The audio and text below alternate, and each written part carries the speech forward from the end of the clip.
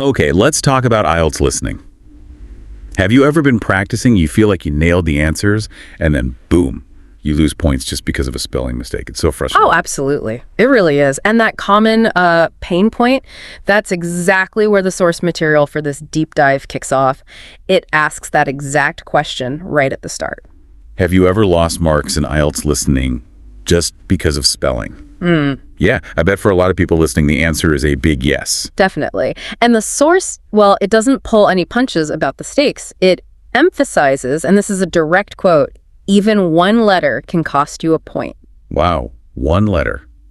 That feels disproportionate almost for a tiny error. It's definitely high stakes within the specific context of the IELTS listening test rules.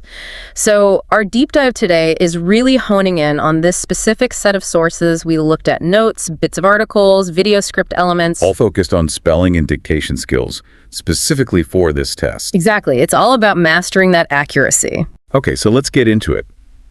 The mission here is to pull out the most important tips, the key insights from this material, so you, listening, can kind of sidestep those really costly spelling errors. Yeah, good plan. Maybe listen out for things that, specifically trip you up. Definitely. Maybe grab a notebook if you feel like it. Good idea. So the fundamental rule that comes up again and again in the source material is just crystal clear. Which is? In the IELTS listening test, any spelling mistake means 0 marks for that answer. Full stop. 0. Like completely wrong. Completely wrong.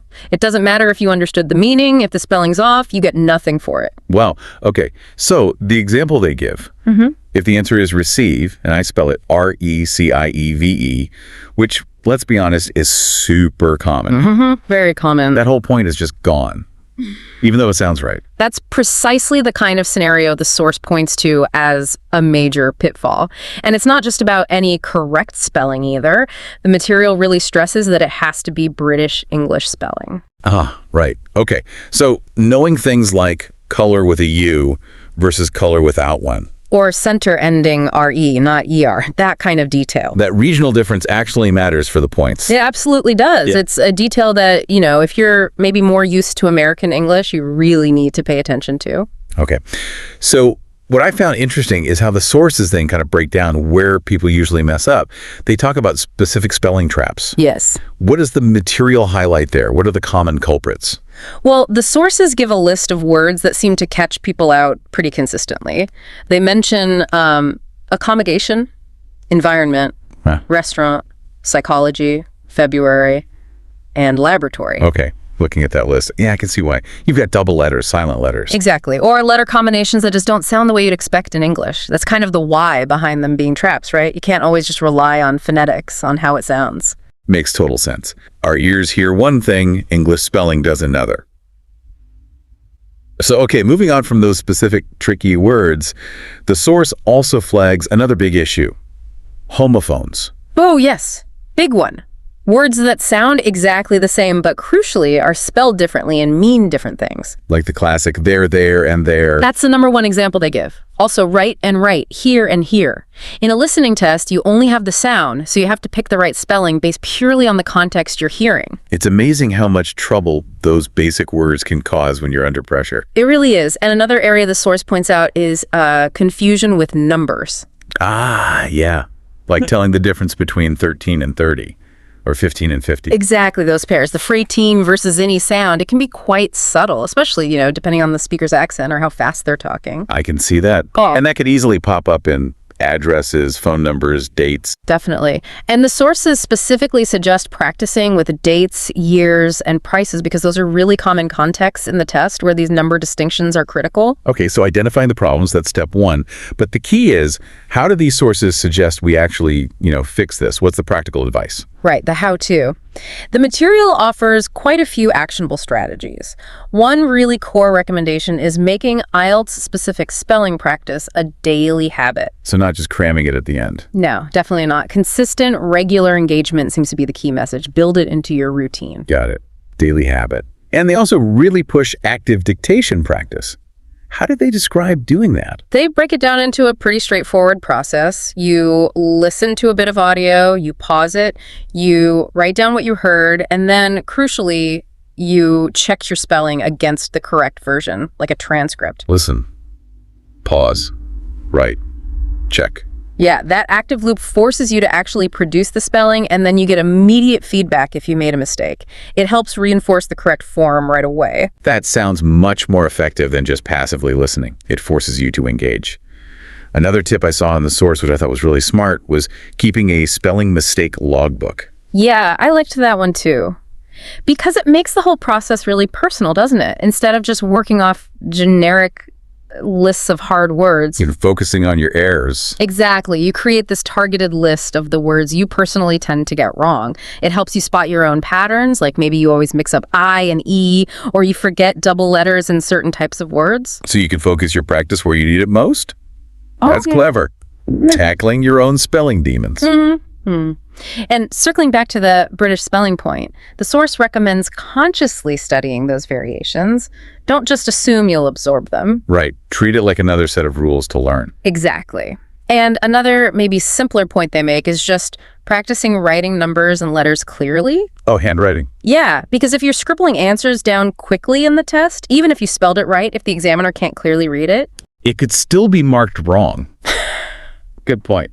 Legibility matters. it does. And the sources also mention some helpful tools you can use. Like what? Things like using text-to-speech websites or apps. You can basically create your own dictation exercises that way. And also using the playback CPIC feature on platforms like YouTube to slow down audio that you find difficult. Oh yeah, slowing it down can really help catch those tricky sounds or spellings. Simple tools, but effective. Very accessible. And the material then sort of demonstrates these methods by describing some specific practice activities they might include. Right. They gave examples, like a first dictation round using some of those common tricky words we mentioned earlier. Yeah, like accommodation, psychology, February, restaurant, laboratory. The idea is just to get comfortable hearing them and, importantly, writing them down accurately, building confidence with those high-frequency problem words. Okay, makes sense. Start with the common ones.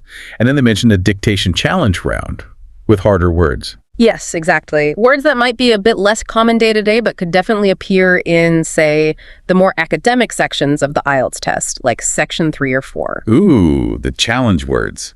They listed hierarchy, entrepreneur, surveillance. Yep. Those definitely look like potential IELTS words, and each has its own spelling quirks. For sure. Hierarchy has that A-K-A in the che sound. Entrepreneur is French origin. Surveillance, double L. Yeah. And the source notes that for practice like this, you'd obviously get the correct answers afterwards, but also maybe a quick explanation of why it's tricky reinforcing those spelling patterns or rules. Okay, so bringing all these different pieces together, understanding how crucial spelling is, identifying the common traps, and having these practical strategies and practice ideas, what's the main message these sources want someone preparing for IELTS listening to really absorb? Well, the material kind of wraps it all up by boiling it down to a few key takeaways. First, and maybe most importantly, make spelling practice a serious daily part of your IELTS prep. Don't sideline it. Treat it just as importantly as, say, learning vocabulary or understanding lecture structures. Precisely. Second, during the actual test, listen really carefully. Don't just sort of vaguely hear the word. Actively listen for those subtle sounds that might distinguish homophones or clarify numbers. Especially those tricky teen and oddity numbers we talked about. Right. And the final big piece of advice is try not to just guess the spelling if you're unsure. If you have a moment, pause. Try to actively recall the correct spelling. Maybe think back to your logbook or common rules you've learned. And definitely double check your answers before the time for that section is up. Absolutely. Double checking is vital. You know, this really highlights that mastering spelling for IELTS isn't just about general English ability.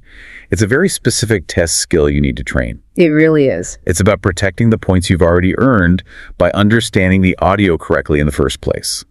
It feels like a crucial efficiency game for your score. That's a good way to put it. You're optimizing your output, making sure your written answer accurately reflects what you understood. It bridges that gap. So the sources even included a prompt near the end, asking people to think about words they always misspell. Yeah, sort of a call to action. Building on that, and that great idea of the spelling mistake logbook, maybe here's something for you, listening now, to consider. What's one word you know belongs in your personal spelling logbook right now? Good question. Or maybe, how could you adapt that logbook idea or that listen, pause, write, check method to really zero in on the specific types of spelling traps that always seem to catch you out. Yeah, think about your own unique spelling challenges. How could these strategies we've pulled from the sources help you start tackling your specific spelling demons starting today?